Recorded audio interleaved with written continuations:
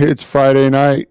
That means it's time for the Midwest Motorsports Truck Series to go racing.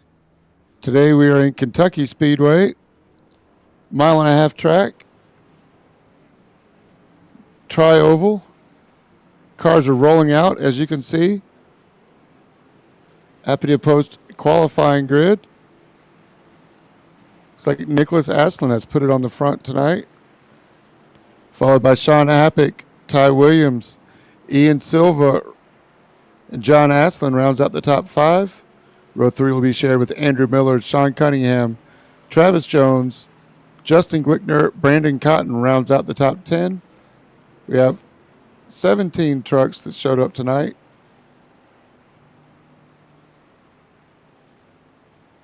I'm joined with Jason Huffman. I'm James J. Jason, how you doing tonight? I'm good, man. It's Friday night. Gonna see these truckers give it all they can, and hopefully we have a nice hard race. Yeah, I hope so too. There's the front row. Looks like we're going to get one more pacing lap. Kentucky Speedway. Jason, do you have a lot of experience here at Kentucky Speedway? No, I've actually never ran a race here. I've ran some laps just to get a good idea of what this track is like, but it's certainly interesting because it's not like the typical cookie cutter mile and a half with less banking and the very wide turns, which is very unusual. So it should be interesting to see how these trucks navigate through it. It's going to be interesting. We're glad you're here joining it with us tonight in the States and around the world. You know, Midwest Motorsports is the fastest growing iRacing league from all the research that I've done. And right now we're going to count it down as we come to the green.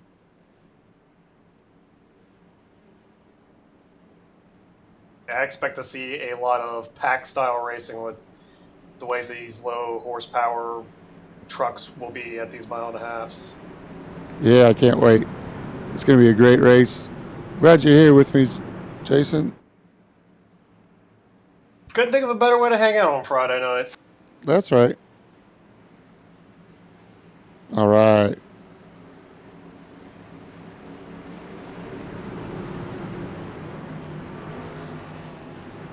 Let's go racing. Nicholas Aslan on the pole in the 48. Jimmy Johnson throwback. Going to put their cars under control. Good start by Aslan. Here comes Ty Williams already attacking. The 81 already on the charge. Drops down low, tucks in right behind him.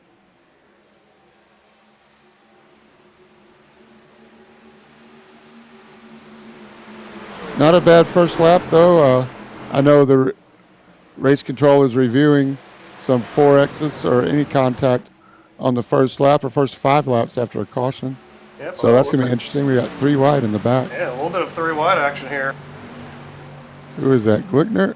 Oh, there we go. We got contact. Already. That didn't take long. Andrew Miller, I should say.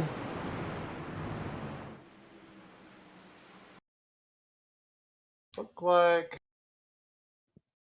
2 guys on the bottom. I couldn't get their number. Got a little too close. That was Andrew Miller and...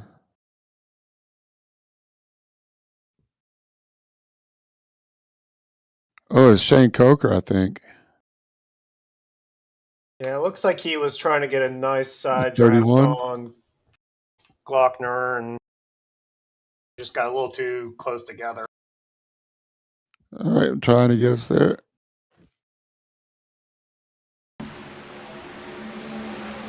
No, it wasn't Shane. I'm sorry, Shane. We go back up to Andrew Miller. Who was that in the middle? Left. I'm sorry, guys. Give me half a second. Cameras are being difficult. I believe it was the 71. Is that Cunningham? Sean Cunningham, yep.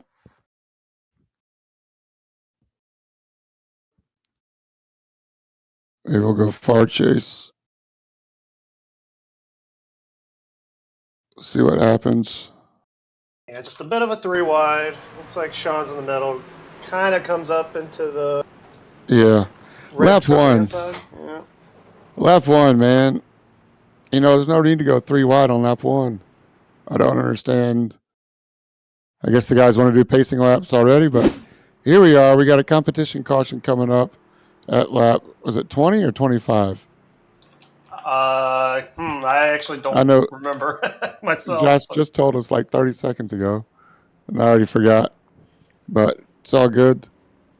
Yeah, that just looked like it was a little unfortunate. You're Sean being, in the middle of 3 wide. It can be quite nerve wracking. Maybe just got a little bit of the air taken off his nose and caused him to touch with the outside car, and then brought that down. And poor Glockner was just happened to be at the wrong place at the wrong time. You're very kind, Jason. Are you a rookie? You new to this? Come on, man. It's lap 1.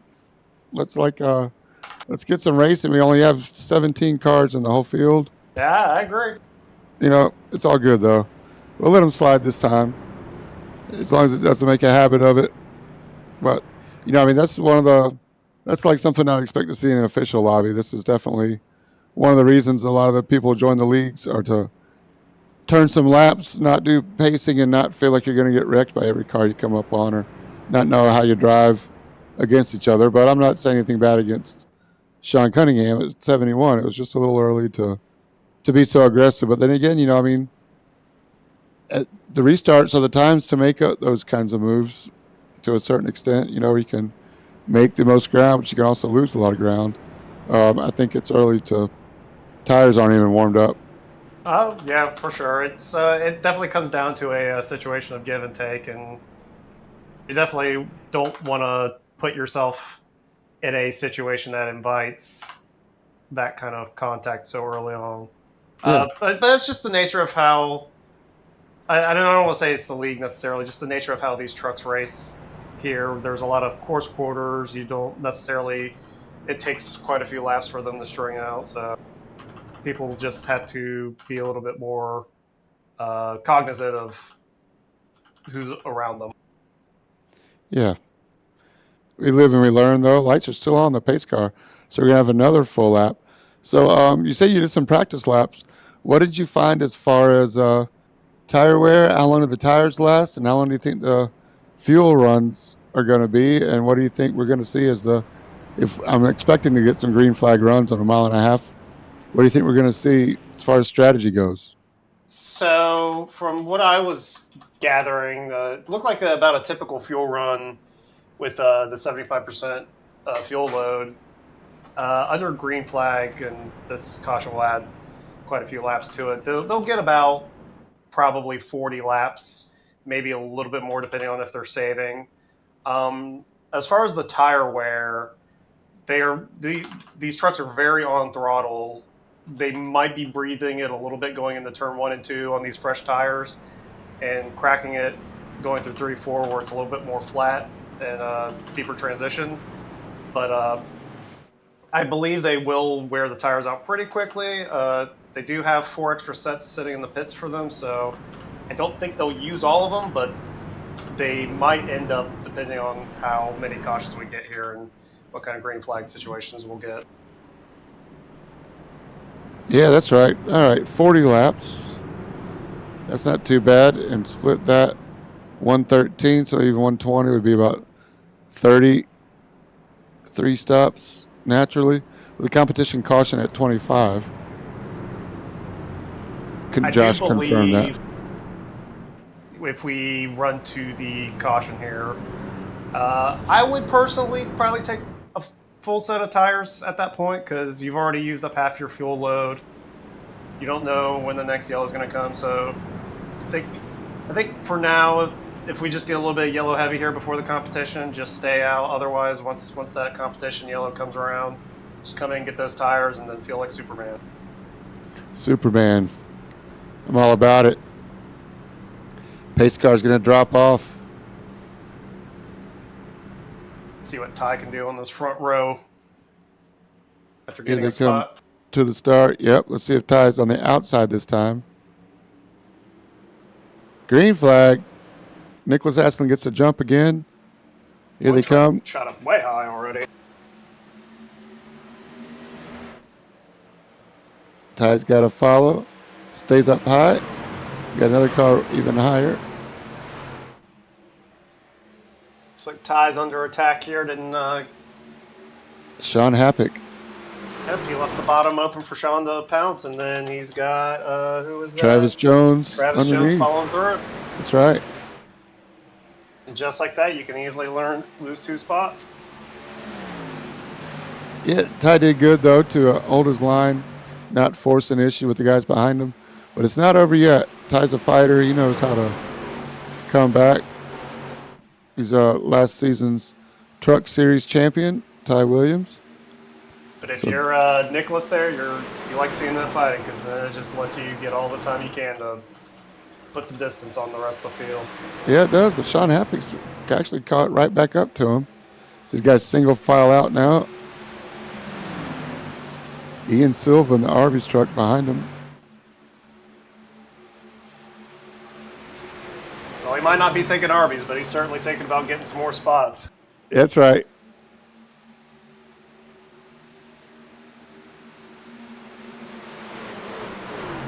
Bit more uniform this time around, very single file. A little spread out through the turns. Yeah, multiple lines. You want to try to keep your nose in clean air, right? Sean Happick's trying to challenge Nicholas Aslan here. Generally, the style of this track wants you to be on the bottom as much, but it does lend itself to a little bit. I believe once the tires wear out, you'll see a few guys start to creep up a little bit higher on the track, especially in 3-4. We got a battle for the lead now. Yeah, buddy. Sean Happick in 76. Looking racy.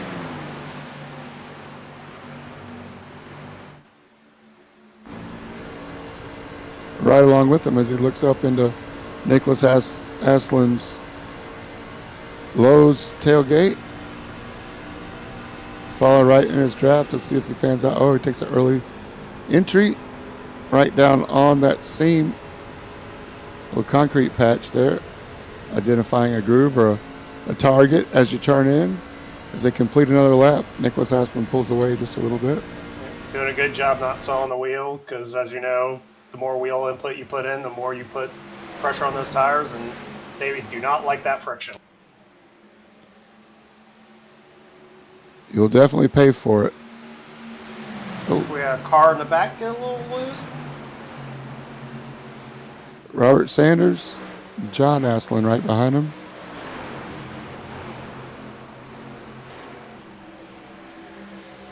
Robert Sanders still rocking the,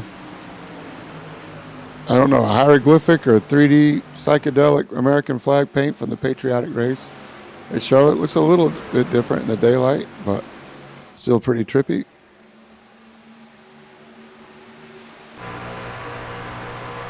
Oh. Definitely have to put my 3D glasses on for that one. Yeah, something. But it's cool. Good to see different paints. It throws me off sometimes in the booth, but it's all good. Justin Thaler and Trevor McLaughlin are going at it there, just a couple spots behind. Looks like Justin's going to take the spot. Yeah, and Trevor had to do a pass-through, so that early caution really bailed him out in getting his track position back and not having to worry about going a lap down. I'd rather be lucky than good. That is very true when it comes to racing. 31 running a very high line. Shane Coker, and he's got Andrew Miller right behind him.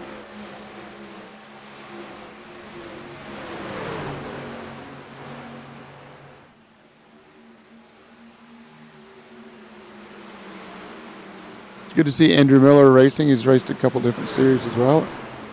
Runs the road series, like F3. Go ahead. He missed a pass for the lead. Looks like Sean Happick took John Got him. Or Nicholas Aslan right in the turn 1 and 2. They're going back and forth. They're still side by side. Good call. Thank you.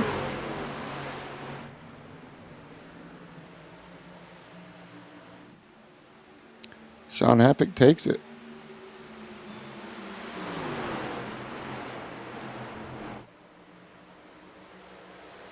Might just be letting him take the lead a little bit, cool his tires off, get at it again. There he goes. He's got a run on the Papia. Yeah, Nicholas Aslan's a pretty hard charger. I think he knows when to go and when to follow, but I think, again, we're coming up to 25, so we got 7 more laps. Oh, it's Travis Jones there in third. He's a little sideways, but I think Nicholas Aslan definitely wants to be in front. He likes to lead from the front. No, based on some of his previous races. Well, they always say clean air is king. Yeah. They're spreading out again. He can't drive through them, so he has to take a separate line. I think that hurts him. I think Sean Happy's definitely got the better entry. He's definitely running the faster line right now. I'd be curious to see if that would, how it would look 20 laps in. Yeah. Meanwhile, Ty's working on Travis for third. Yep. Again, the inside seems to be the way to make the pass. Let's see if he can slide him up coming out of one here.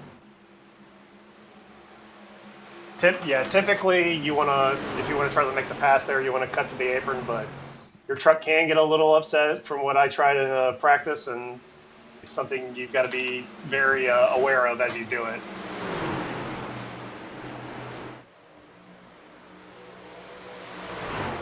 Happy way up the track. That's going to open the door for Nicholas. Back up front. Yep. Now we got Nicholas and the 48 on the inside. He slides up in front, and he takes the apex down to the yellow line. Closes the door. It's like all the leaders right now are bottom feeding, at least in 1 and 2. Quite a bit of a different line. Everyone's running in 3-4, though.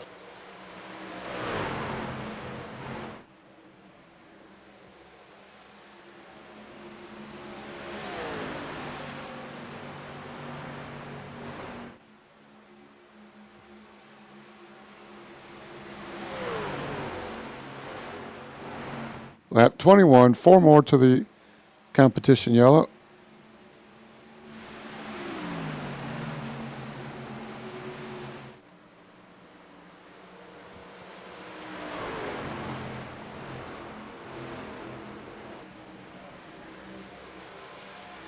Yeah, looking at some of the lap times, there's definitely starting to be a fall off. They are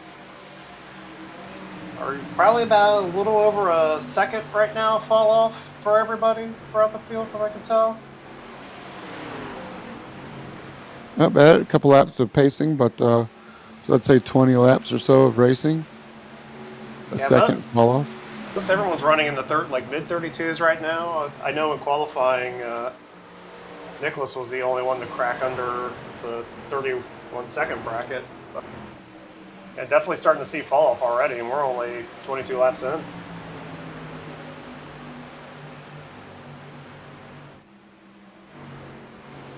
No stages this season in the Midwest Motorsports Series. So sorry, that was my phone telling me. Thought I was saying series is on. So I think, no points for Nicholas Aslan if he can complete 2 more laps. But it still stamps some authority on the rest of the field, letting them know who's who. The cream usually rises to the top. And right now, Nicholas Aslan is at the top. Sean Happick, Ty Williams at the top 3. Travis Jones and Ian Silva, 4th and 5th. It looks like Ty is running the fastest laps of these top 3 right now, as we see him trying to get ahead of Happick here at stage end. Or competition caution, I should say. Yep.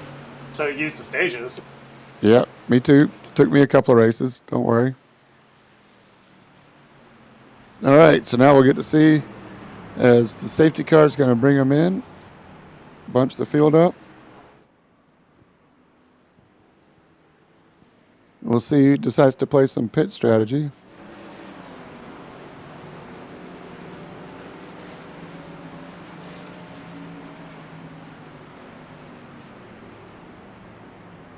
I'm not sure how the strategy would play out, but I would imagine logically everyone would get it for fresh tires. The tire fall off was pretty significant there.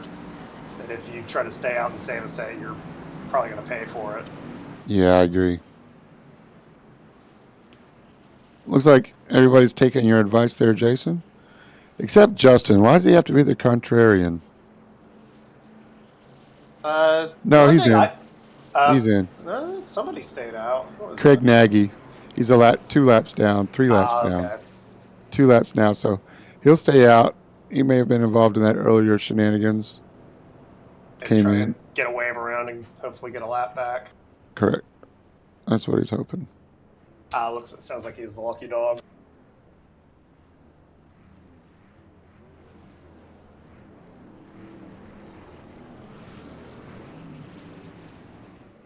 And look how good that number 1 pit stall is. It wasn't even a challenge. Not even close. It's like Ty was a little bit faster than Hackett coming out of the pit, so he'll. You got him for second. That's Yeah. correct. Let's see if I can throw up some lap times. Pit times. Good. Oh, shoot. There it is. Lots of good racing, though. I mean, a little bit of a light crowd tonight. I know some guys are traveling out of town.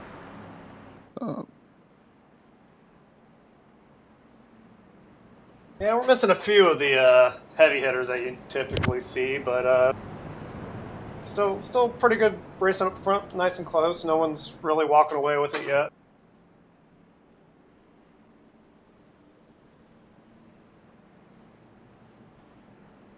There's some pit times on the screen.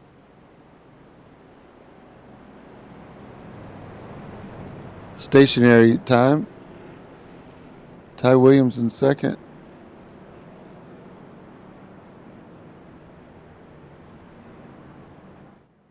Yeah, Justin's in the pits again. I'm not sure what that's about. Sean Happick spent about half a second more in the pits. I don't know if that was finding first gear or if he stopped a little long and had to back up. Looks like Shane Coker in the 31 had a 10-second stop, gained a couple spots. He may have only taken 2 tires, as well as Trevor McLaughlin at a 9-second stop.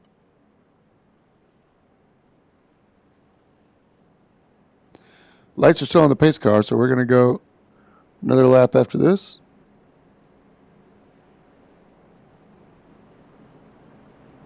And we'll have a little bit of a longer run here. It'll be interesting to see the tire wear really come into play, especially with the lap time falling off so fast only after half a fuel run. So curious to see who's going to be the best at managing those right sides. Yeah, if the leaders are turning, like 31-second laps and you're turning 34s,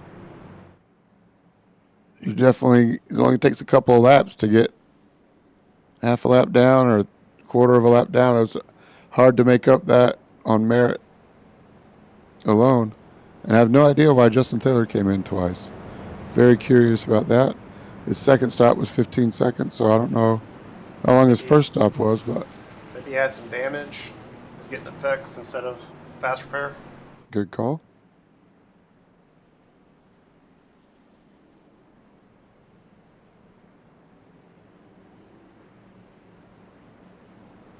It's like Nicholas chose the bottom again.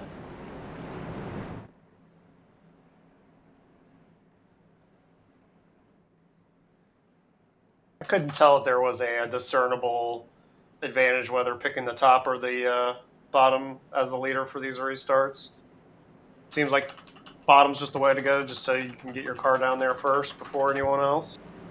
Most of the interviews post-race that I've spoken with about choosing, it really depends on who you're racing against and who's behind you and where it puts who behind you, because really the leader's going to get a good launch. So really whoever is on not the start car is going to be lined up with whoever's on the row behind the second row on the other lane. So really, it depends on the person that you're racing, especially when it comes down to the later races and the points. Oh, definitely.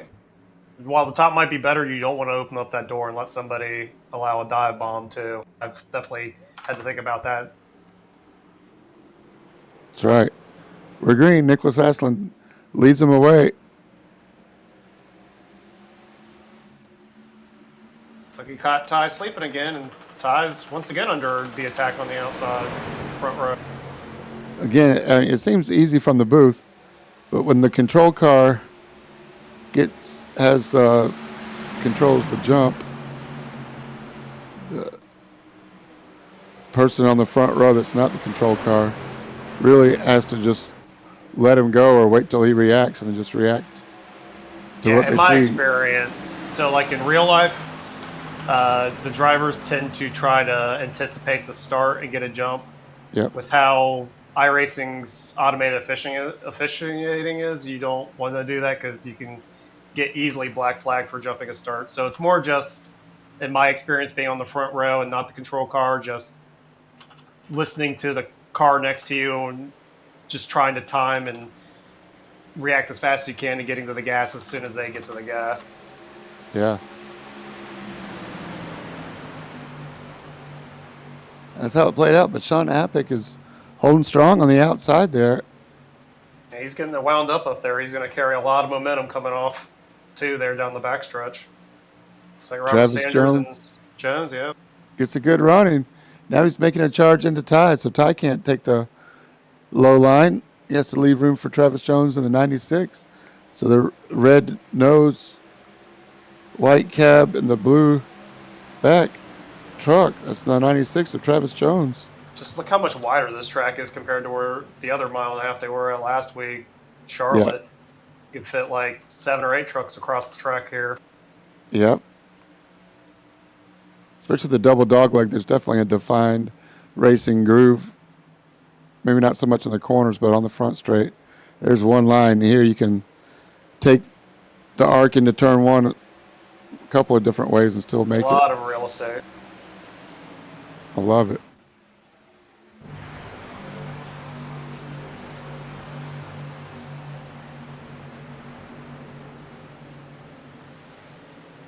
Now it's kind of sorted out here. Everyone's kind of funneling into the bottom at 1 and 2. Sean taking a little bit of a higher arc into the 3 and 4, try to get that momentum build up, get in the draft of Aslan and try to run him down.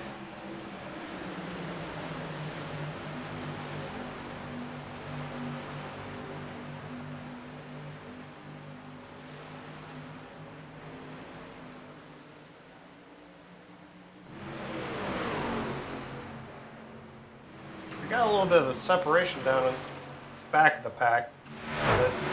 The top 12 or so are all pretty close together.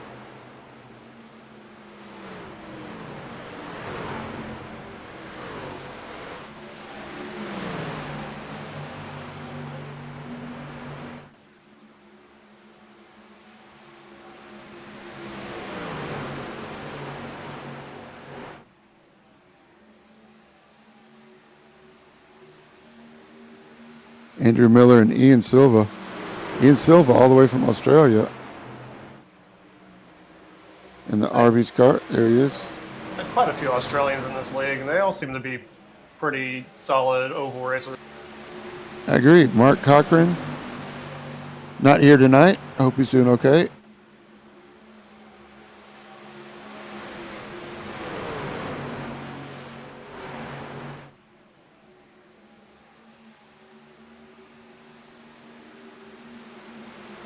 Justin Glickner going too wide, looking for a pass. In the middle of 3, Trevor McLaughlin. They're ready to be the meat in the 3-wide sandwich here. Wow.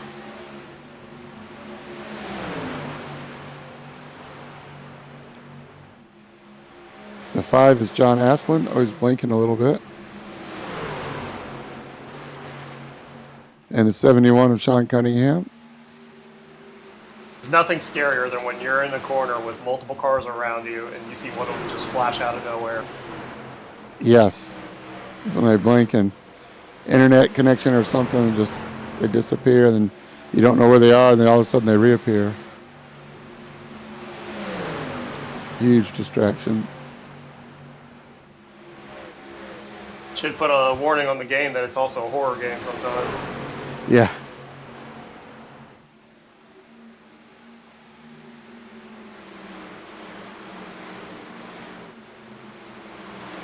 It's like 48's got a nice little half-second lead on P2 right now, kind of stretching it out a bit.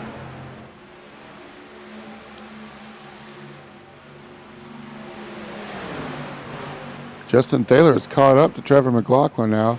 Slide job gets him on the entry to one, and now looks up ahead at Justin Glickner. So I'd say Justin Thaler's on the move after starting last on that restart. Yeah, he's up quite a few spots. He's just outside the top 10.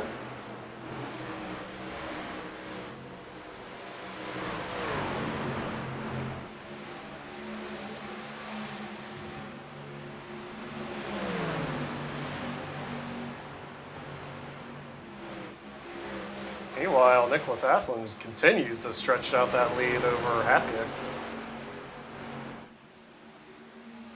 Almost a full second now, 0.8 of a second. So I heard through the grapevine, I've got connections, right, Jason?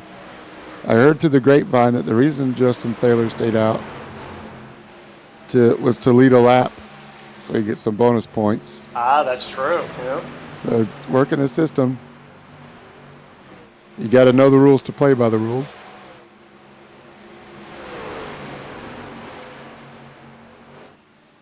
Sure, Ty up there. I'm not sure where his position is in the standings, but I'm sure he'd like to get at least one lap led here tonight to add on to his point total. Yes, I agree. He likes leading the last lap. JT might not have that opportunity very often. Just kidding, Justin. Just kidding, buddy. He has plenty of opportunities when we go right and left. That's right. Justin's got to win this season. Don't forget. But yeah, this is a good opportunity for some of the guys that are sitting around top 5. You got Dustin, Eric Thaler's not here. A couple of the guys that you typically see up front aren't here tonight. So good opportunity if you're in the field to try to gain some points. That's right. So I'm looking at the points now. Nicholas Aslan is leading the points by 8 points over Dustin Reinstedel, who's not here. He's going to take a big hit in the points. I don't know that the truck championship was priority for Dustin coming into the season, so good that he's able to enjoy life and miss a race every now and then and not sweat it too much. Justin Thaler, third in points, 38 back from the lead. Mark Cochran fourth, and then Sean Appick fifth. Ty Williams currently sixth. I know he's missed a race. Yeah, I know that. I think I'm currently sitting like 8th or 9th right now, and I've missed 2 already. I'm going to miss another one this coming weekend, so for the Cup side. Well, I appreciate you coming down and joining me tonight, Jason. It's really cool to have you in here, man. You bring a lot to me. I've learned a lot already from you, and your experience is definitely paying off. Look at this. Ty Williams trying to find a way around Sean Appick for second now. Starting to look more aggressive and fill the mirrors a little more often. Running a little bit faster lap time. He ran his last lap was a 32 flat, and Happyx was a 32-1 that last time.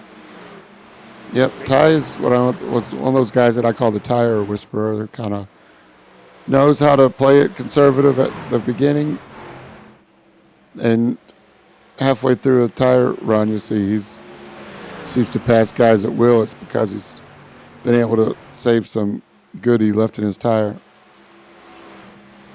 It's all about it. I mean, I can't tell you how many times at the start of a race on a restart or whatever, I'll let guys pass me on. If you want to run your fast lap times now, I'll catch you back up in 10 laps or so.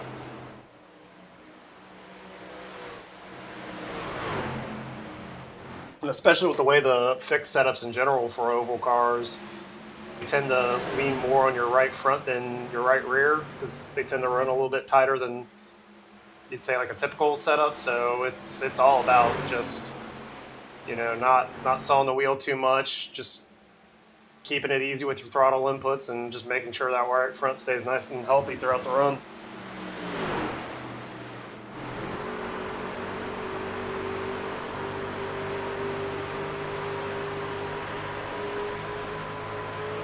Here it is, Ty Williams on the inside of Sean Happig. As they come across the line, Ty's in the lead. We restarted at lap 29. We're on 46 now. We just hit about a little of a second of fall off the leaders. Well, Ty Williams has dropped off about 0.2 of a second less per lap than Sean Happig because he got by and now he's 0.3 ahead already just in 2 corners. He's going to continue to pull away. So let's see if Ty Williams can catch Nicholas Astlin. He's got 1.3 seconds to catch him. But this is typical Ty Williams. I've seen him do it many, many, many times.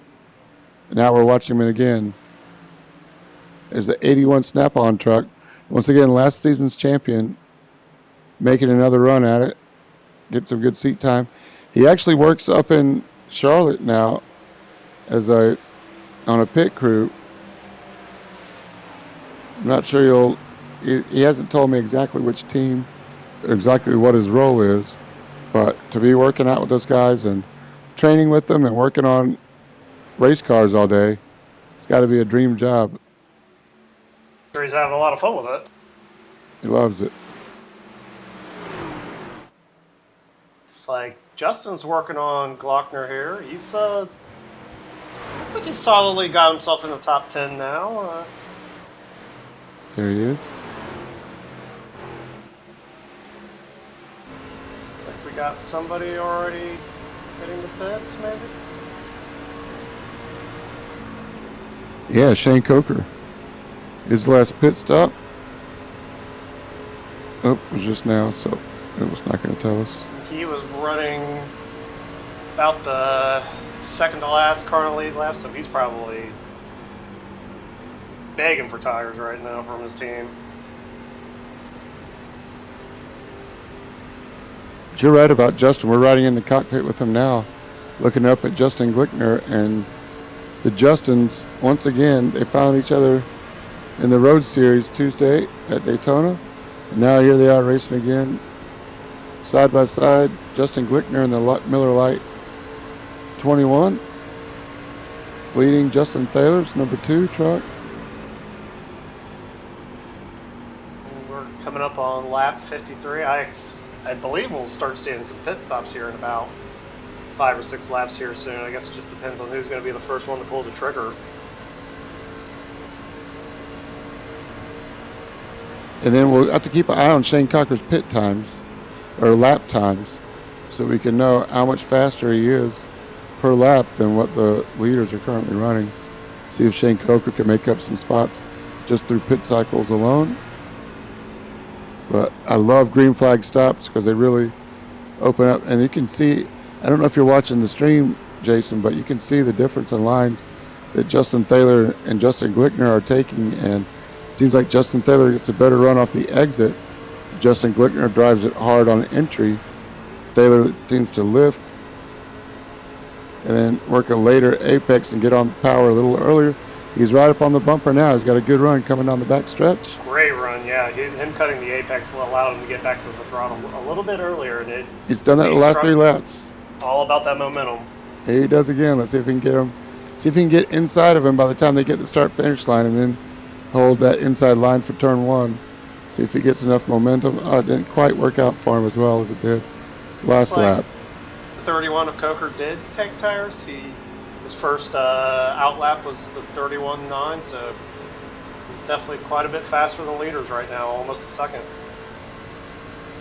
Yeah, they're just going to continue to warm up and stay good.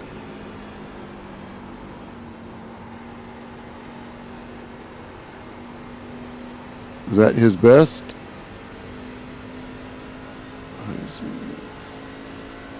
Shane Coker. And definitely hearing on the radio now, a lot of guys are starting to get ready to come in and get some tires here. 31.8 to 31.4, so he's still, Coker's doing okay. Top 5 or so are really stretched out now. I'll be curious to see who's going to be the first one to come in here and get these tires. You like to dictate when they're taking tires if you're in the lead? Or are you going to just ride it out? If you're in front, do you ride it out until everybody starts to pit and then you pit? Or do you just run your race? What are you going to do? So typically for me, I just kind of do what I want to. I'll usually like to just kind of run out the end of the fuel run. It's probably a little bit different with the trucks since they run a little bit of a higher fuel load than the Cup cars do, but typically I will run the full fuel run and then before I come in to get my tires. Sometimes I'll try to just match whoever I believe is going to come out and end up cycling to the lead and try to play off them and see if I can roll with them. And I've tried, short pitting to try to leapfrog. That seems to work sometimes, but I noticed like Ty gets a lot of success with really late pitting and pitting about as late as he can and really taking advantage of fresh His tires track at the position. end of the run.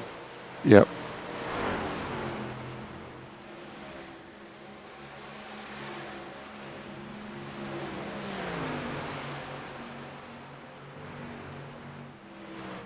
We're working lap 59, coming up on lap 60. Silva was the first one of the highest to come in and get tires. He was running, what was he, like fourth? And now it sounds like the leaders are all starting to come in. Ty's pulling the trigger. All right. Yep. Sean and Travis. Looks like Nicholas stayed out. Yep. They'll have to come in soon, though, because these guys on tires right now are knocking down lap times. Meanwhile, Justin Thaler's on the outside of Justin Glickner now. Side by side, working through turn 2. Looks like he's got a little bit of a run here. Glickner closes the door on him.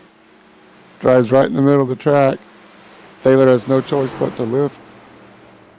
A lot of respect for these two right now. I mean, obviously, with being admins, they tend to race each other a little bit cleaner. And they're best friends, too. They ride together sometimes for work on long work trips. I think they work together. They're not strangers to each other. Yeah, you don't want an awkward work week after wrecking Yeah. your coworker. Looks like two's going to get a nice little run here on the outside, though, and take the position. We got a pitting truck coming out.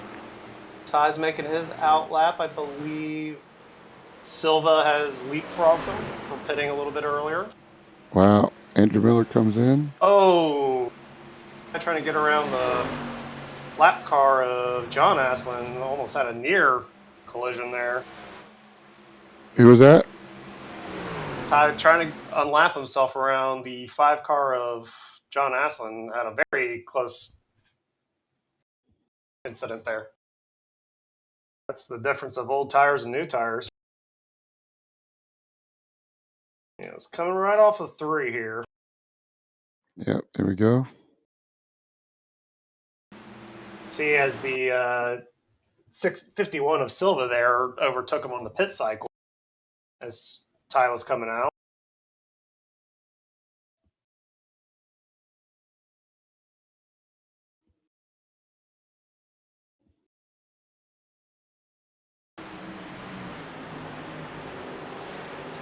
Ty Williams in 81 to third. So Ty Williams has to choose how to go around. And yeah, Andrew Miller did his best. He's got somebody coming up on his right and somebody coming up on his left. Just scary situation to be in when you're on older tires like that. I feel for you, Andrew Miller. It's like the 48 finally is coming in now. All right, the moment of truth. Can Ty Williams leapfrog the 48 of Nicholas Aslan, even with that close call? Ty is currently middle of 3-4.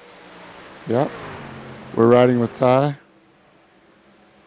He's definitely going to overtake him. Aslan is just leaving his pits, but I believe Ty's, with his truck wound up, is just going to easily overtake him. Along with, There he goes. Who was that? Robert Sanders right behind him.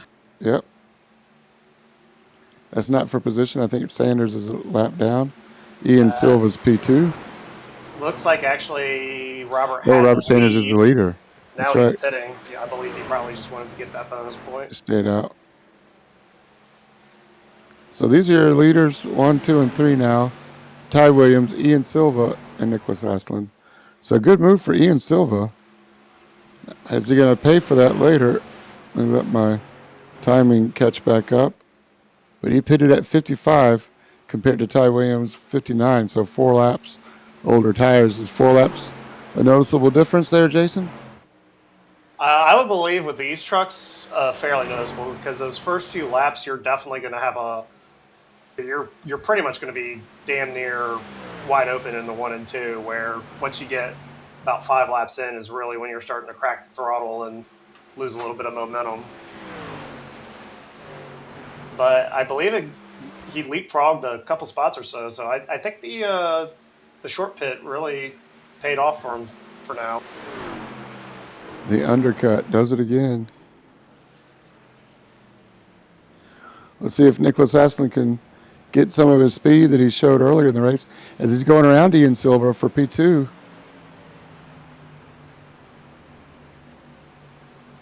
Side by side into turn 1. Justin was the race leader. He finally came in and pitted, so he surrendered the lead. I believe now Ty Williams will inherit the lead. Yeah, Ty Williams has got the lead. Nicholas Aslan second. He just passed Ian Silva. Around the outside, around the outside, around the outside.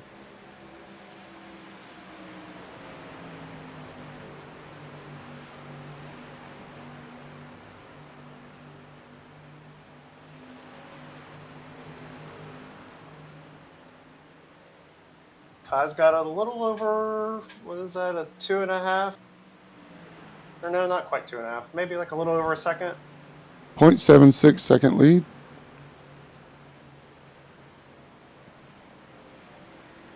But Nicholas should have slightly fresher tires here, so we'll see if he can pull that back down.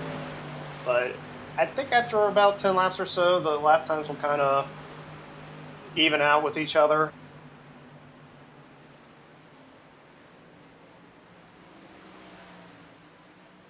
They'll only have to stop one more time, really, to make it to the end of the race. Yep, they could split it from here. Be back like around lap 80 or so, between 70 and 80. So you can almost, man, it's going to be, there's lots of options. Be curious to see if anyone tries to come in around the early 70s and try to... Right, go long. We tend to have a few people that are fuel mileage racers. I personally am not the greatest at that, or at least I try not to, because it's always too stressful trying to save fuel throughout an actual race run.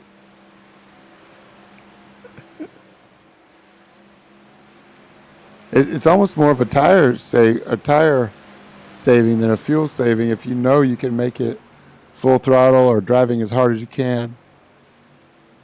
Let's say 40 laps. So if you come in at, that would be 73 to 113. Come in lap 75, you got 2-lap cushion, just in case for a green-white checker, which is not going to happen here, obviously. But especially with only 17 trucks, the chances of a yellow light.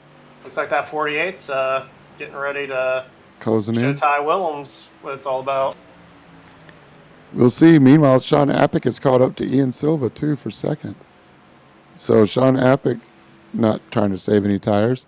Those 4 laps older tires for Ian Silva are starting to show their wear. Sean Appick goes right around the outside.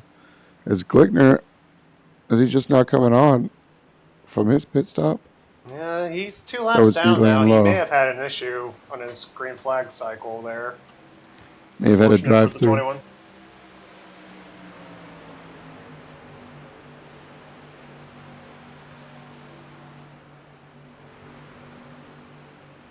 Looks like we got a new leader at the front now.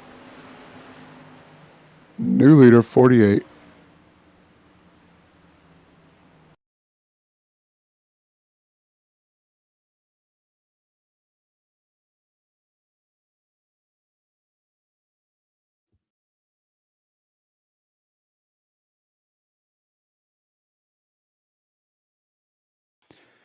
Set him up perfect. Drove right around him, didn't he? Yep. Looks like Took he let probably him a whole have it lot.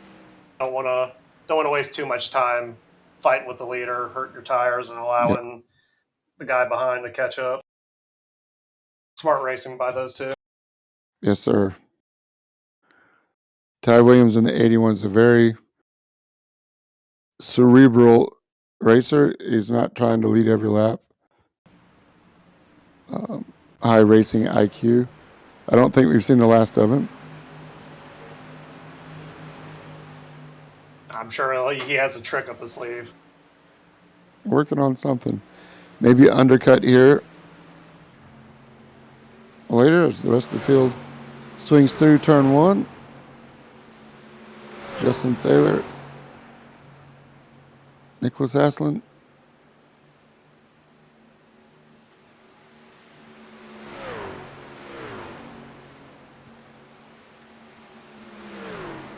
Everybody's spread out. Very spread out now. Sure, a couple guys in the back wouldn't mind a yellow.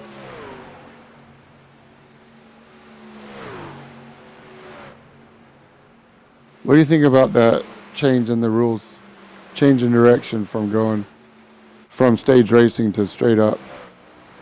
I love it.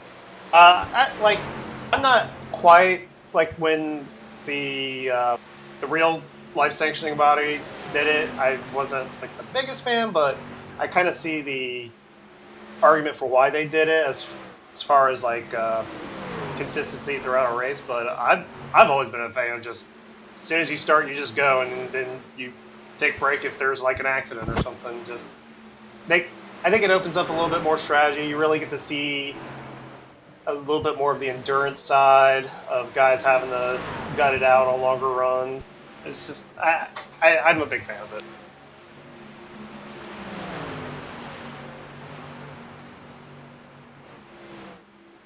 I can understand the reasoning if in the real world NASCAR for wanting to keep the entertainment value high, and when it gets out stretched out like this and all the cars are a second apart from each other, except for Travis Jones and Ian Silver, who are going side by side.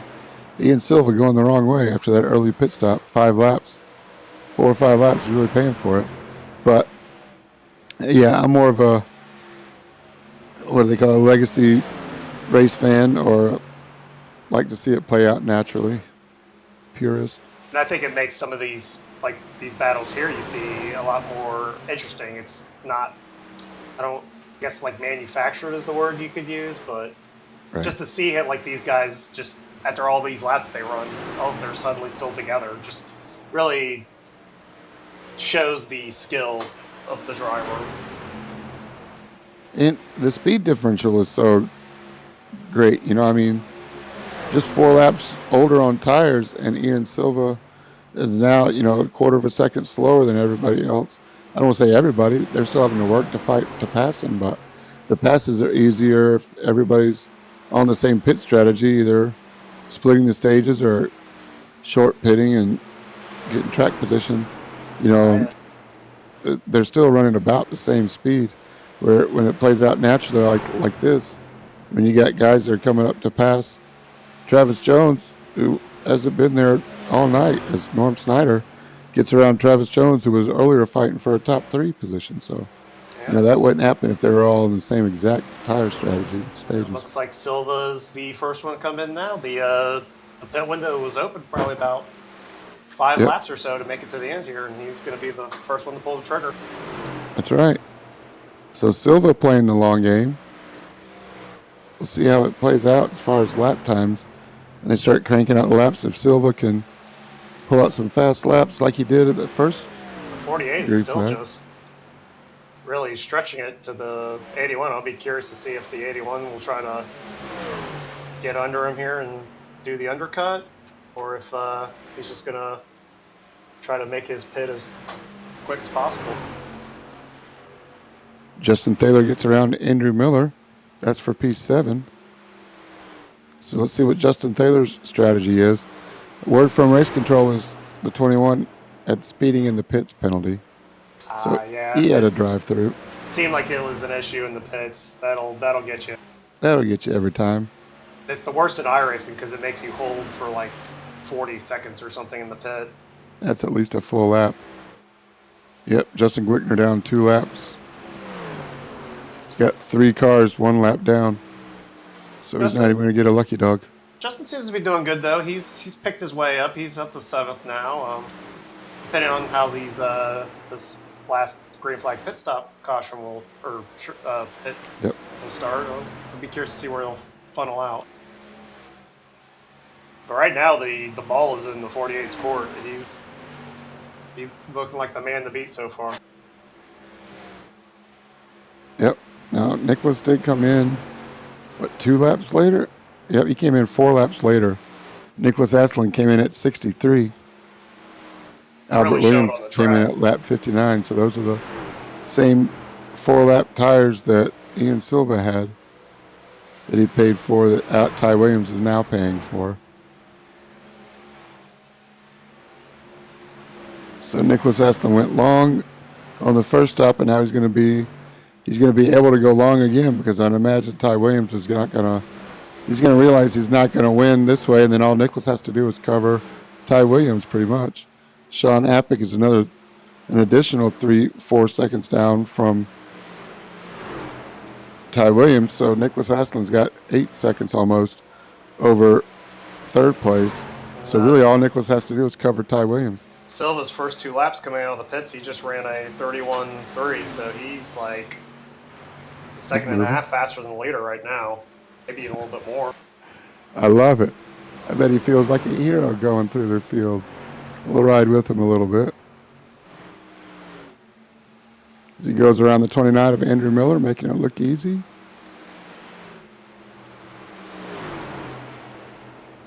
Into turn 3. Next on Ian Silva's target for position is Ron Schamer. The only scary thing about this undercut here is he is the, 3rd car a lap down right now, for 1 lap down. So if he has a yellow right now, he is going to be in a bad spot. So he'll want it to stay green here and let the leaders cycle through. Yep. Well, if everybody comes in to pit and get tires, he can stay out and then pit the 2nd lap, pacing lap, and then come out behind the guys. But still, you're right. He's under threat of going a lap down, being trapped a lap down. But he just passed Robert Sanders like he's going backwards. Now he's caught up to Justin Thaler. Yeah, don't even attempt to try to pass him. Just let him go. Yep. Justin stays high. Ian Silva drives right on by. Thank you, sir. Ian Silva's got a beef and cheddar on his trunk lid, making me hungry. I'm going to have to pick up some food after this race for sure.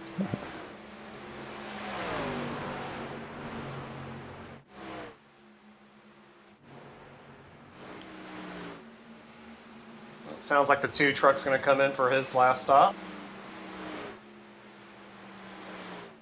Final round of pit stops happening right now.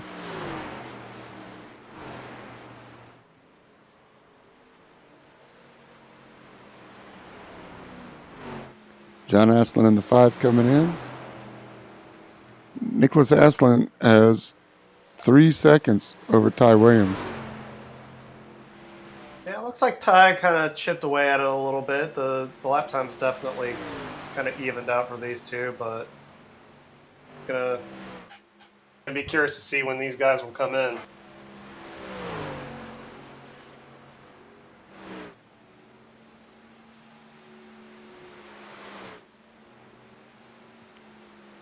What else do you know about Kentucky Speedway there, Jason? I know that the traffic was really bad the very first time Cup went here back in... That's right. What was that? Was that like 2012, 13, something like that? I can tell you it was 2011. Your memory's good there.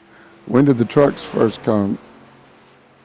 So I want to say, I don't know the specific year, but I know Trucks and Xfinity actually came here quite a bit earlier than Cup did. Correct. That'd be 2010. Okay. I thought it was All a right, it little bit was earlier. race 12 of the season, June 17th, 2000. 2010. Who do you think would be driving the trucks, and who do you think the winner was? If it's that year in trucks, I'm just gonna say Kyle Busch. 2000. Oh, Probably 2000? 2000. Probably. Well, Mike Skinner, maybe. Go back. That's not a bad guess.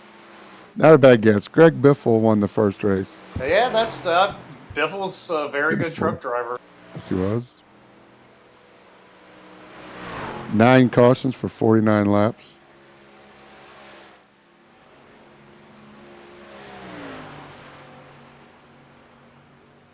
Scott Riggs was the winner. Mike Bliss, Carl Edwards won in 2003. Bobby Hamilton, Ron Hornaday, Mike Skinner won in 2007. So that wasn't a bad guess either. Kyle Busch's win here was 2011 Kyle's and just good here in general. 14. Yeah. Kyle would be my default guess if I was just having a wild. Ty hit the pits, and now a lap Right. later, it looks like the 48's followed through. Yeah, so all he has to do is just cover Ty. He's going to come out with a 3-second lead as long as he doesn't screw up. Ty's gonna have to nail this out lap though. This It's pit very stop. squirrely, but if he can get it wound up. 3 seconds is a lot to overcome, even in one lap, even if it's an out lap. So don't screw it up, Nick. Let's see. He slides into his box. It's all about that out lap. Yep. All right. We'll watch Ty. Did a good job at getting into his box. Ty's coming around. Now 48's starting to come out. This will be pretty close, but I think the 48's going to maintain the lead here. you're going to be able to stay out in front. Oh, yeah. Yeah, you had almost 4 seconds when they came in. And Not even close. Ian Silva's between them.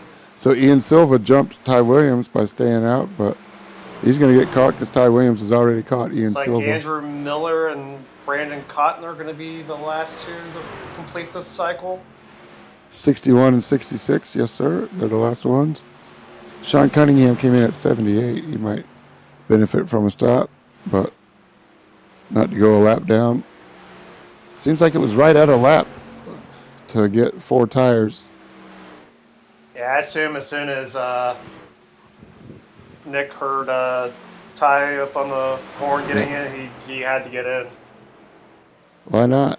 Keep your 4-second lead and don't risk it. You could probably stretch it because he came in after Ty in the first place. Although the pressure's going to be on Ty here. He's going to be the one that's going to have to really push his truck to make up that time. Yeah, a little difficulty there getting by Ian Silva and Justin Glickner. And So that's going to hurt him. be the challenge, is getting through this lap traffic. Yeah, that hurt him there. We'll see what this next differential is in the pit stop or lap times. Nicholas Aslan did a 31.4 that last lap, but what about this one? 31.4 again, and we'll see what Ty does. 31.9, he lost half a second. Oh, yeah, that really hurt him. Yeah. So, yeah, just that one. Getting around this couple lap cars. So Ty Williams is watching Nicholas Aslan pull further and further away. That's for the lead.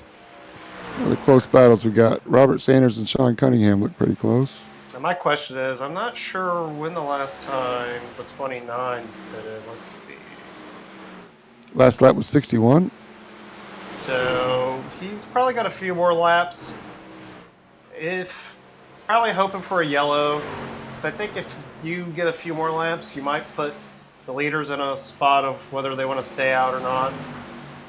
That would give them the track position and an opportunity to come down with fresher tires in the field.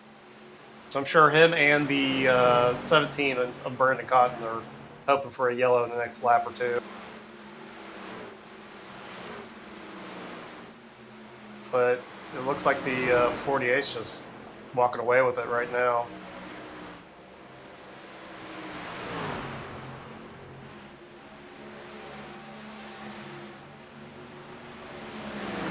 Robert Sanders is working Sean Cunningham, trying to figure out a way around.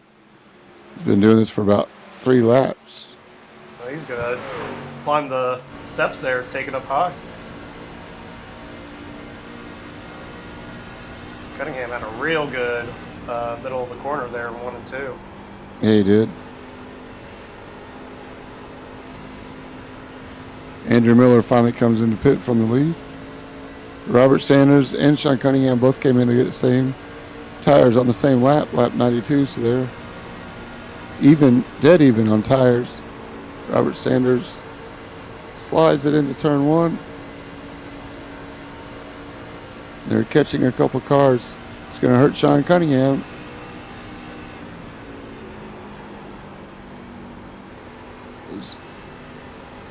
I think that's Andrew Miller. Staying out of that. It was a very good job of him. Heads up. Very curious.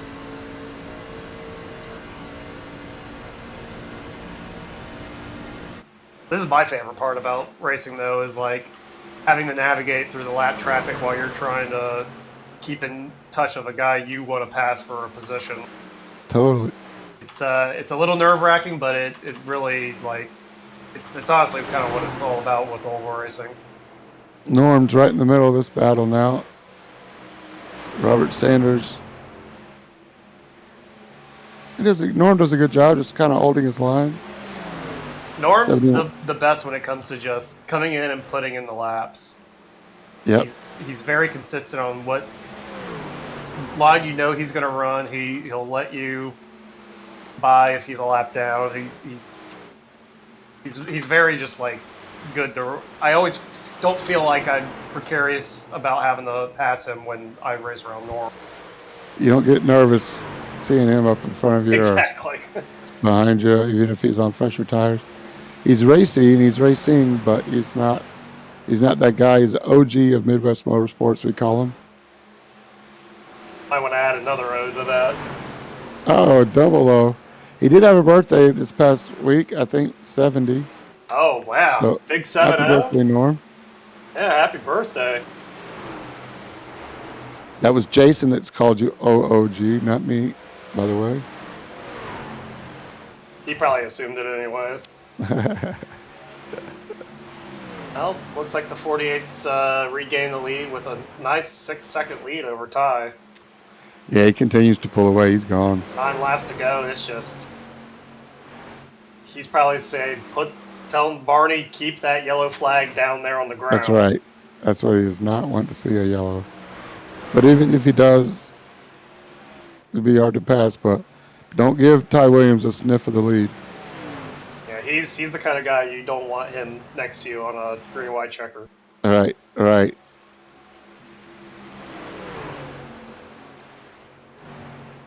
Sean Hapick coming up on Ian Silva. This is for that third and final podium spot. Yep. Silva was the first one to start the pit cycle, so he's definitely just hanging on to his tires here. Going to open up the door for Hapick.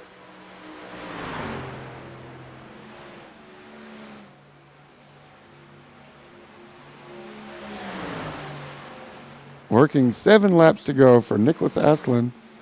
Working lap traffic as he's coming up on John Aslan. I believe that's his dad there in the 5 truck. Come on, Dad. See you, Pop. Favor. See you, Slowpoke.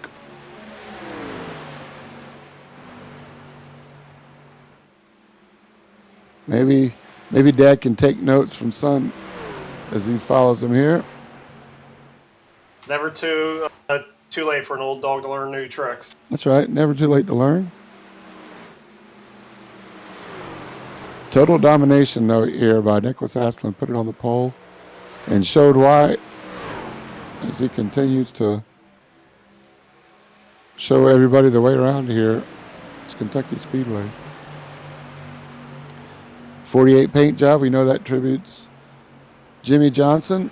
One of the goats. He's throwing it back to Jimmy right now with stinking up the show. Sure is. I'm all about it.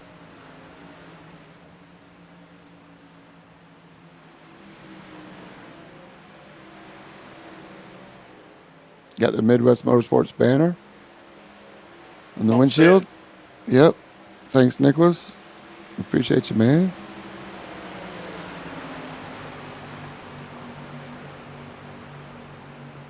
Coming up on Trevor, yep, and the 99.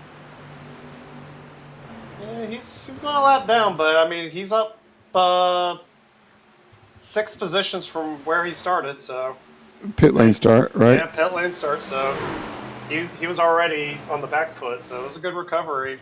Get I the top agree. 10 out of this.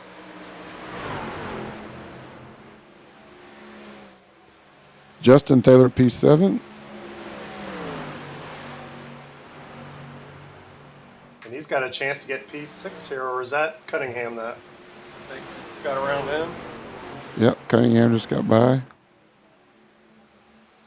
Like we got a fight Just a for fight. fourth here between Jones and Silva. Jones gets by. Too bad for Silva. He had a good strategy. First one to make the last stop, but that works a lot at times in road courses. Doesn't always work out on the ovals. Goes to show you, undercutting can get you the position early, but Yep. it can hurt you with these varying lap times. Hurt you on the backside. We're coming up to the white flag here.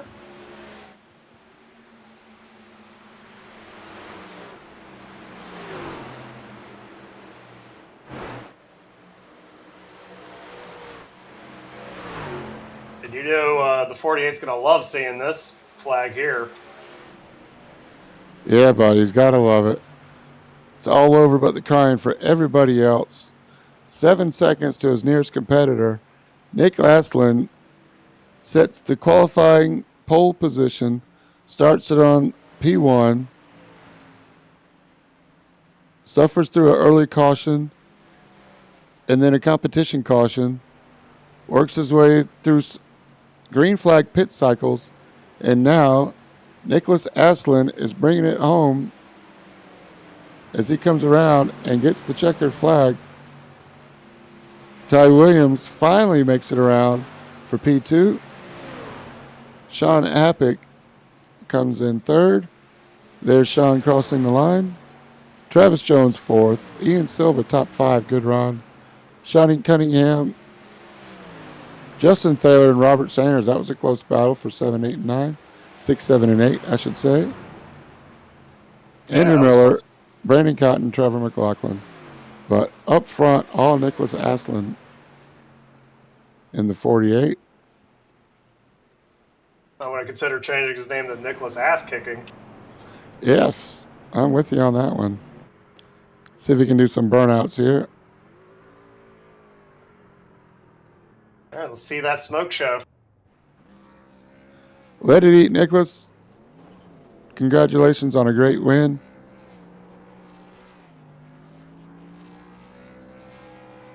All he has to do now is get the checkered flag and go see the trophy and the trophy girl at Victory Lane. But it's all Nicholas Astlin. As Jason, I'll let you run down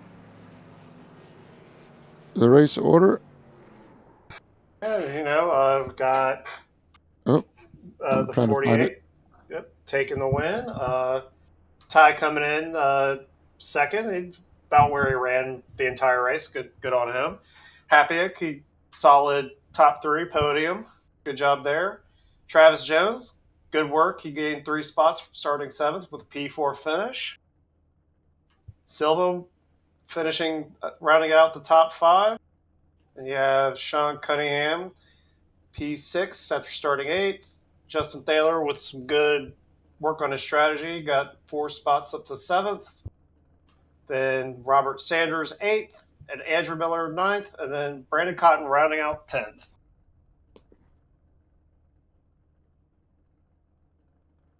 Awesome job.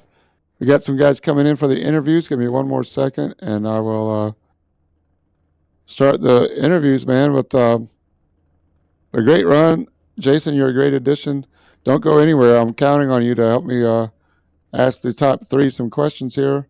I've got the winner here finally coming up to the broadcast booth.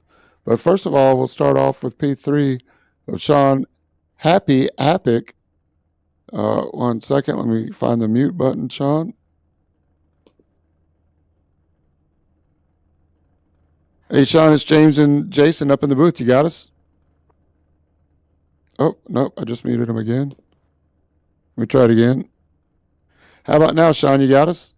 All right, I got you, man. Hey, cool, man. Congrats on a great top three, man. You gave him a fight there at the beginning, especially even after the stage break. It looks like you and Ty and Nicholas Aston were up there fighting. Looks like you had fun. Oh, it was a good race. I'm happy just to get to talk to you, James. Uh, You too, man. I had a good short run car, but they were just on a different level on saving their tires. I was just burning that right front a little too much. I just could not keep up with them or make any ground. Good racers. Yeah, Sean, that was good work there. What do you think you could have done better to maybe like try to catch up with those two? Because it seemed like your strategy was solid, but maybe you, like you said, you were struggling with your tires a little bit. I was probably about 20 laps. It seems like I had a real good truck, and I even every pit stop I did try to change my line in three or four a little bit, go a little bit higher, a little bit lower. Nothing, nothing I did can keep up with them guys. Yeah, You Sean, I still did a good see. job. Yeah, you did a great job. I see that you're currently fifth, but I know Dustin Reinstedtle's out today. Mark Cochran's out today. So, are you counting on running all the races this season, or what is your goals for the season? I know we're a little bit early in the season, but you've been a Midwest Motorsports racer for a while. We appreciate you. We're glad you're here. The league is better because you're here. So, what do you think we're going to see out of you this season? Oh, I mean, I've been in it 3 seasons, been top five all 3 seasons, so that's about where I live is just in top five. I haven't missed a race since I started, except last week. I hated missing Charlotte, but hopefully I'll stay in top five and just stay there till the end of the season. Right on. That's a lofty goal, man. There's a lot of competition, and like I say, man, great run tonight. Hopefully, this will let you sleep good tonight, man, and get you looking forward to next week. All right, appreciate it, guys. All right, congrats on a great podium there for Sean Happick. Sean Happy Happick in P3 and P2. Ty Williams joins us in the booth again. Ty, it's James. You got us? Yeah, I got you. Probably not exactly where you wanted to finish, but that 48 was fast out front. What do you think? Yeah, he was blazing. I really struggled trying to learn this track. 1 and 2, I got it down pretty nicely, but 3 and 4, I struggled so bad trying to figure out how to run that line and just saving tires but keeping pace. And um, after the comp caution when we were all on even tires, I was running behind Nick and had very similar pace. We kept running within the same lap times of each other, but the dirty air really affects your truck around here, and I felt myself getting tight, just getting within a second of him. So I tried something different, short pitting by about 8, 7 laps, and got the lead for a second, but even the 7 lap offset of tires, he blazed right past me. I tried to put up a fight, but he went right by me. So, and then after that, really nothing I could do without unless I had a caution because he got a good gap away from me, and then he could just cover off whatever I did. So, he drove the wheels off of it, managed his truck very well, and he fully deserves this win. He's been working so hard since his first win in Dega, so I know he's wanted to win one of these, mile and a half or short track races in a minute. So, it's cool to see him get the win. I wish I could have put up a little bit more of a fight, but sometimes you're just second best. That's right. Hey, Albert, it's Jason, your fellow Cup driver, moonlighting tonight. Just kind of take me through what you were thinking on those restarts. It seemed like you had good track position, the two starts that we had, but do you feel like you were struggling a little bit on the outside? Maybe like if you could have gotten the track position, that would have been the difference on the. Like, tell me what you were thinking at that. It could have been. Restarting on the outside was not ideal, and I did get two very good starts where I launched right at the same time as him. But third place, I didn't want to cut off third place and just take their line, and I wanted to leave a little bit of space. and I just fall back to third. And it would have been a problem if I had stayed in third place before that first round of green flag stops. But I did get around for second, and uh, at that point, it's up to me to try and chase him down. And like I said, it's just I couldn't get close to him without starting to get tight and then losing the front end. We Yeah, saw you, man. We were talking about it during the race while you were following Sean Appick, that you were the tire whisperer and just letting Sean wear his tires down so you could go by him easily without having to burn your tires up too much. It almost worked out. During that time, though, Nicholas got a 4 second gap and pretty much kept it. The rest is history. It was a lot of fun calling, Ty. Great sportsmanship on your side to know when to fight and when to attack and when to take the best. If you got a second place car, bring the car home in second place, or truck, I should say. But yeah, congrats on a great run. You should hold your head high. Next week, I know you race week to week. You probably don't even know what next week is, so I'm going to tell you. It's a throwback race to Atlanta Motor Speedway, but the 2008 oval at Atlanta Motor Okay. Speedway. So, what do you think we're going to see there for 98 laps? I'm excited about it. I raced that Atlanta in the '08 configuration last year, and I felt it was a battle between me and Robert for basically the win. But it came down to fuel mileage, and Cochran got the win. So I'm excited for that race. I want to get some redemption and win at my home track, and yeah, try it all over again. I hear you. Well, great run today, man. Again, great job for running second. A little bit lighter field tonight. You did yourself some points. I know we missed you already this season, and hopefully won't miss too many more. But definitely look forward to seeing you on Sunday at the Indy Oval. But great run tonight in the trucks, man.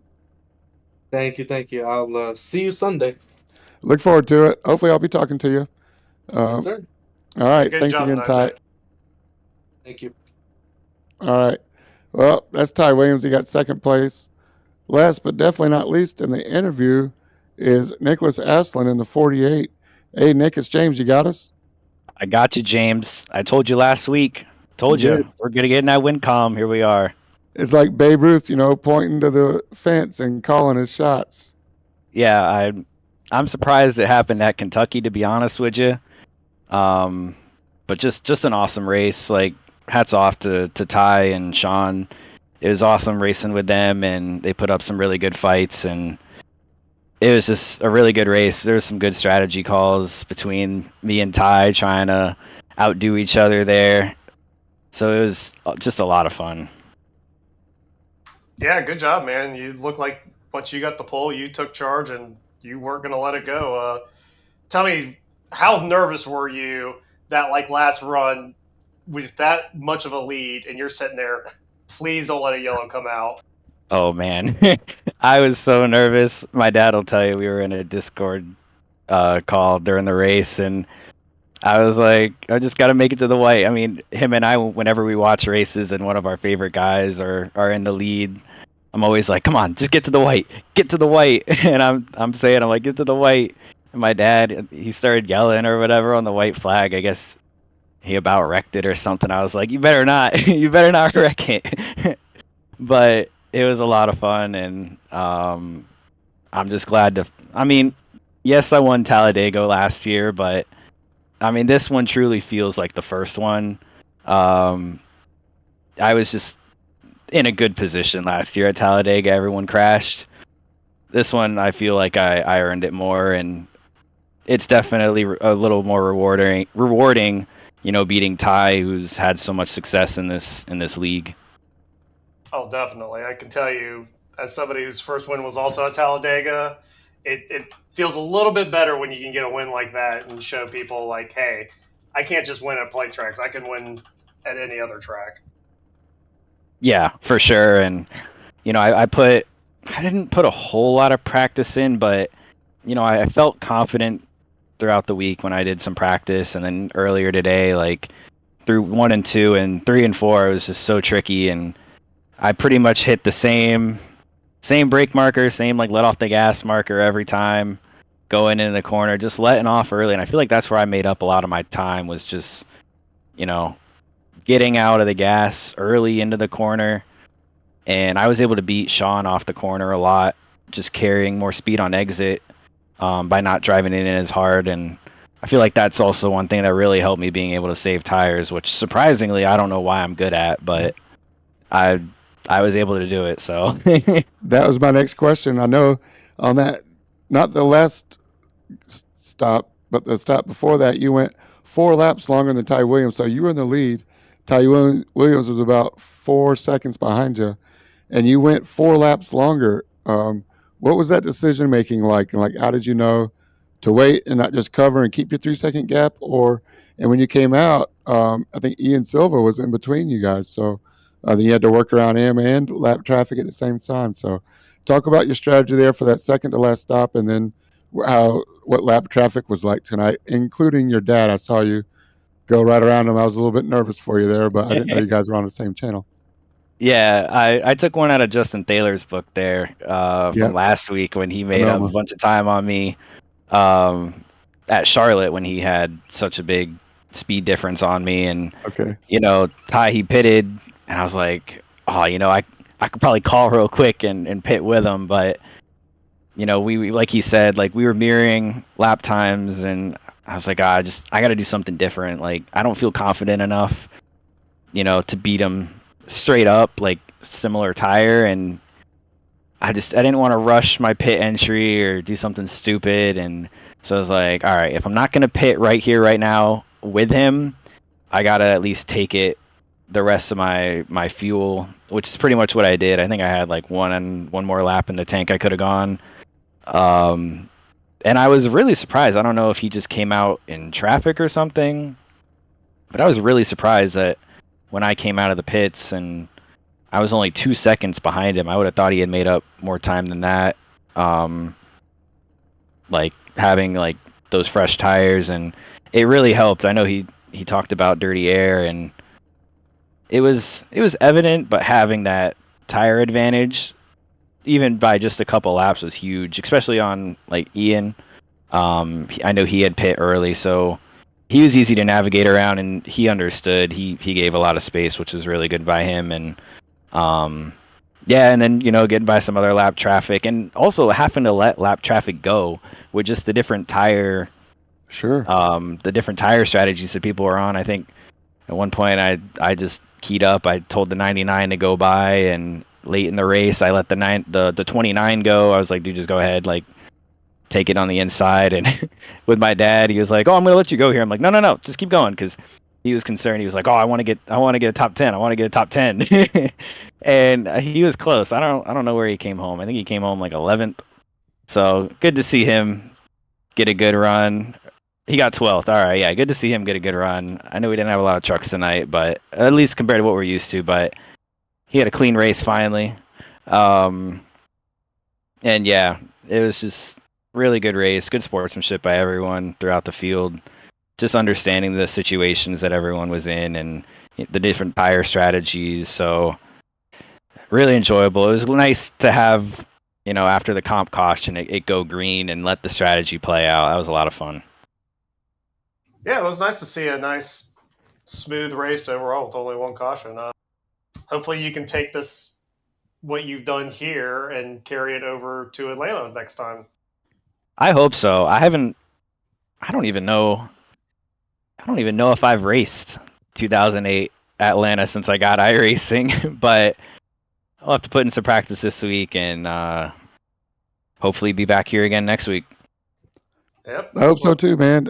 Congrats, man. Yes, this is definitely not a fluke. Once again, man, you did it, Nicholas. You earned it. And yeah, is it Nick or Nicholas? I want to make sure I get it right when I'm broadcasting you. I mean, on iRacing, it comes up as Nicholas just because that's what I had to put, but you can call me Nick. That's usually what I go by. Right on. Good Well, job, you Nick. did it, man. Thank you. Appreciate it, guys. All right, that's your winner, Nicholas Aslan, wrapping up the mile-and-a-half Kentucky race. Man, really enjoyable. A little bit lighter turnout. Would like to see a couple more trucks, but all in all, man, great night of racing at Kentucky Speedway. Jason, what do you think? Yeah, it was good. You kind of expect with some of the bigger names not being here, like maybe it'd be more of a walk away kind of race. But you saw some guys kind of show up that you don't typically, and they did a good job. It was nice to see somebody like Nick, who you don't typically see because you usually see Dustin in the lead or Ty. It's nice to see someone like that can come out here and show that he's also here to play. I'm all about it. Well, I really appreciate you joining me tonight, man. It's been great fun. We'll do it again next Friday night at Atlanta Motor Speedway, 2008 version. I want to give a big shout out to all the Midwest Motorsports admins that make this possible, including Josh Watt, who runs the Twitch and the overlays and also does race control. So he's got his hands full. He's got like 5 screens going all at the same time. And we appreciate you, Josh. Jason Huffman, thanks again. I'm James J., reminding you to stay in your lane. We'll see you next week. Good night, everybody. Good night.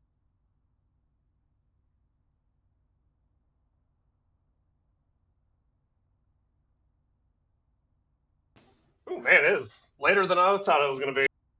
Oh, dude, we've had some races go till after midnight. I believe that. Yeah, That was a quick race.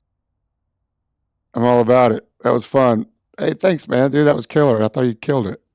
Thanks, man. I always wanted to do it, but I never have time just because I'm working most Fridays, 99%. So Well, I darn. figured it'd be a good way to get a better eagle eye view of the race too. Yeah. Well, like I say, the door's always open, man. Anytime you want.